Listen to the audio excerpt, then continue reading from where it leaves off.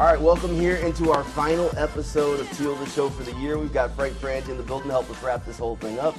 Frank, the Jaguars are in the middle of their coaching search. We kind of talked about it on Monday, but now it's for real. They've kind of started making schedules for interviews. They've released their list of the guys they want to talk to. When you see that initial list, what's the first thing that comes to mind? Well, I think there's a couple. Number one, credit to them for being very transparent. They've been very transparent in their list, so you know who they're talking to.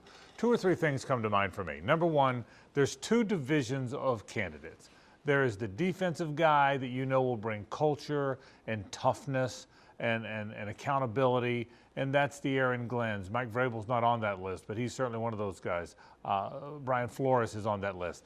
You know what those guys are. They're grown-ups, and they're going to be tough guys. And then there's the offensive minds. Ben Johnson leads that list, but Liam Cohen's on that list. Todd Monken's on that list. Now, that doesn't mean the young offensive mind isn't going to make sure you're tough. And that doesn't mean the tough-minded defensive guy isn't going to bring in a really good offensive mind. So don't be dissuaded or don't be confused that it's one, not the other, because I don't believe that.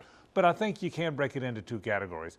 Look, we all know that in the fan base, Ben Johnson's first and foremost. He's the top of the list in the minds of the fans, and I would think they've got to get some closure on what they may or may not do with Ben Johnson before they get to the other names. That would be my guess. All right, let's talk through this a little bit, Frank. So one of the things that Shad Khan said when he talked to us earlier this week was that he felt like the Jaguars were predictable on offense and defense. So the first thing when I hear that is that I think that means they're going to lean toward maybe one of these young gun hot shot play callers. I mean, that's the first thing that comes to my mind if you say you want to be unpredictable, right?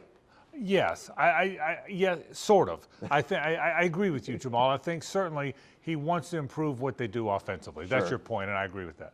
The question I would have about some of the offensive guys, and I really believe this is, are you going to be a good head coach? Because you're a good play caller and because you connect with quarterbacks and because you're a forward thinker offensively, are you a good leader of men? Now, that doesn't mean you're not. Maybe all these guys are. I know Todd Monken pretty well. He's going to be a great leader of men. He's been a head coach at the college level. I can tell you he will be that and a good offensive mind.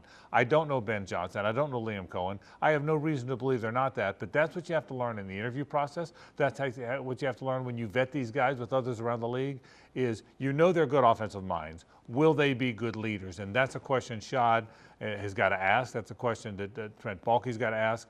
And then you got to decide, did you get that part right? Remember, if you get one of these young guys, most of them have not been head coaches before, so you're rolling the dice a little bit as how they'll be as leaders. The more I kind of think through this, Frank, I talked to Tank Bigsby in the locker room, and he had this to say about their need for standard when we asked him about what he wanted for his next leader.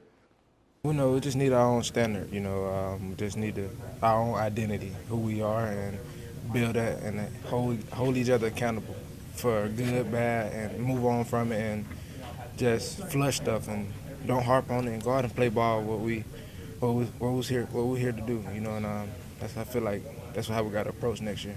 Yeah, Frank, that bite just kind of keeps playing in my head as we kind of start talking through these head coaching candidates, and for some reason I keep saying, okay, well, kind of like you're saying, is Joe Brady or Ben Johnson the guy to help them set that standard? Now, I'm not saying that they're not, but are they clear-cut that guy? And for some reason, the name I keep coming back to that I say is a guy who could help them set that standard, Frank, Aaron Glenn. Well, he's another guy that if Aaron Glenn gets the job, I would think accountability and toughness, you're going to have that. The question is, what does he do offensively? Again, it goes back to what we talked about. And again, all these guys have different personalities. How their personalities, you look around the league, coaches that get fired year in, year out, they're all good football guys. There's not one coach that's made it to the NFL as a head coach, isn't a good X's and O's guy, doesn't understand the game, or he wouldn't have gotten hired as a head coach. But does his personality connect with his players? Does he build the culture and the toughness? And listen, with a first-time head coach, the real reality is you don't know until they've done that. Look, it's been a long time now since the Jags have hired a first-time head coach. Doug Peterson had done it before. Doug Marrone had done it before.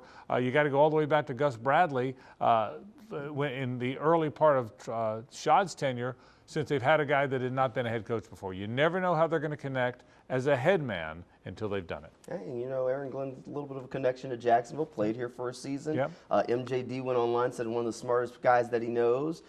Fred Taylor's talked to him and raved about him. Bucky Brooks was raving about him on some of the Jaguars coverage earlier this week. You know, the guy that should at least be in the conversation, even though the offensive guys are definitely the more popular set of them. All right, we'll take a quick break here, and then when we come back, we'll talk a little bit more about maybe what the offseason has in store for this team. That's straight ahead right after this. All right, welcome back here into Teal the Show. So, Evan Ingram said it earlier this week. When you lose, there's change. That's the nature of the NFL. Right. NFL can stand for not for long for a lot of people. That's right. And the Jaguars have made that change with Doug Peterson, but that might not be the only change that we see from them this offseason. Like, it could be a lot of change, and the guys understand that. Two of the guys that could be part of that change, Evan Ingram and Christian Kirk, both of them, because of their contracts, could be subject to not being back here in Jacksonville. We got a chance to talk with them as they cleaned out their locker rooms. Both Evan and Christian said that they hope that they're Jaguars next season. Yeah, I mean, look, like I said, there's a lot of changes that are coming when you have seasons like this. So that's up to God. I think, you know, I want to be here. I have a home here, and I think this is a special place to do something great, and I want to continue to grind to do that. So, but that's all out of my control. And like I said, this is an unfortunate thing about having a season like this. There's going to be a lot of changes, and you never know what side you're going to be on. But definitely want to be here. Yeah, I would love to be here. And, I mean, I'm under contract still.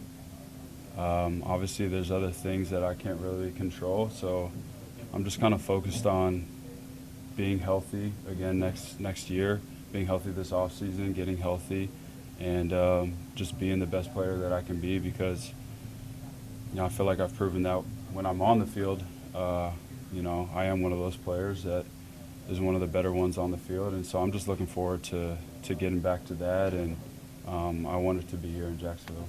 You know, Frank, Evan Ingram and Christian Kirk have been part of the leadership in this locker room for years. They're kind of been part of the brief blips of success that the team has had under Doug Peterson. Losing them would definitely be tough, but sometimes change is needed. Be a huge mistake if those two guys aren't on the football team. A gigantic mistake. They're great teammates. They're really good players. They know the league. They know Trevor. It'd be a huge mistake. You have to bring back Evan Ingram and Christian Kirk. You've got the money. You can make the money work. There's some guys and veterans that maybe you don't bring back, but not those two guys. Remember, this is not a rebuild. This is a team you've got as the elite position to the premier positions.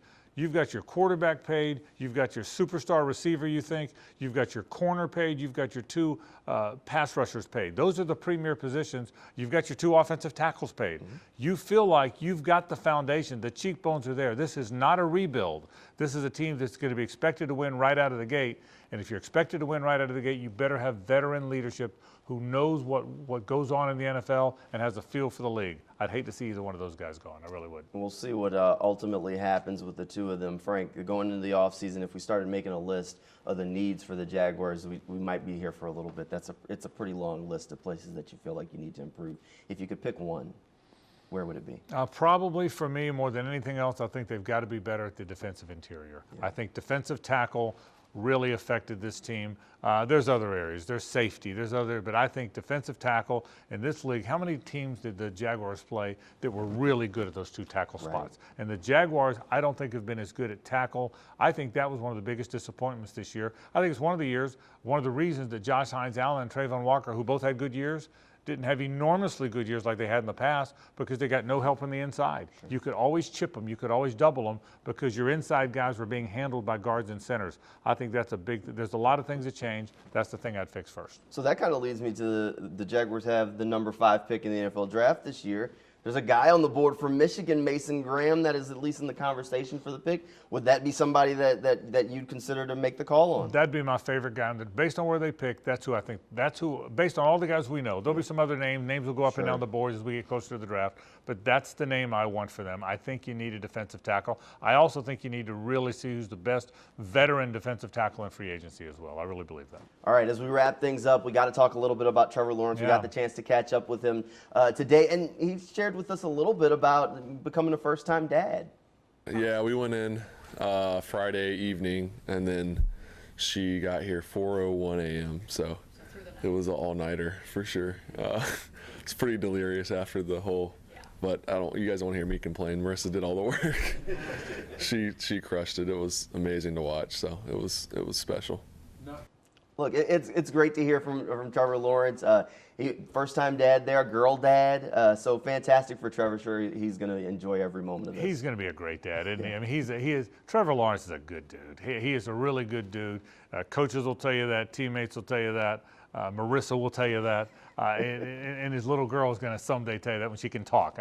He's a good guy, man. I missed having Trevor around. I think the team missed having Trevor around. It'll be good to see him back on the field next year. All right, we can't wait till next year. This is the last Teal the Show for this year. Thank all of you for hanging out with us all season long. Frank, thanks for being here. Good night, everybody, and go Jags.